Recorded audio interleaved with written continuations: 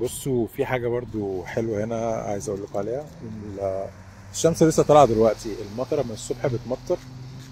تقريبا من الساعة 5 الصبح او 6 الصبح. ده من ساعة ما انا خرجت يعني، فانا مش عارف بقى كانت بتمطر قبل كده ولا لا. فهي بتمطر من الصبح وما بطلتش الا لسه من شوية. دلوقتي الساعة 2، 2 ويعني تقريبا آه، بقى لها كتير 9 ساعات تقريبا. فبص، عايز اوريكم حاجة. بس شايفين اللي هناك دي كده؟ ده كده بيصرف المية، فهتلاقوا ايه السوق بنسبة كبيرة بيبقى معظم الشوارع هنا لا اما نازلة. فهتلاقي المية بتفضل ماشية في الجناب بتاعت المية، بتفضل ماشية كده في الجنب.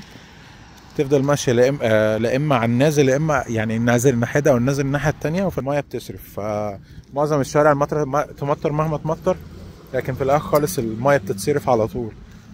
في طبعا اماكن بتلاقي فيها ميه، بس ما بيبقاش الشارع كله، بيبقى بس الميل بتاع الشارع نفسه بتلاقي فيه حته فيها ميه، فتلاقي فيه شويه ميه في الجنب كده. لكن ما بيبقاش الشارع كله غرقان يعني. فدي افضل حاجه يعني.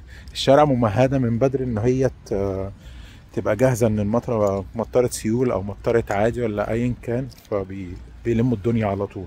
ولما تنزل تلج برضو، لما تسنو هبقى اوريكم، اصور لكم فيديو كده بيعملوا ايه في الشارع عشان يعني تتفرجوا وانتوا قاعدين.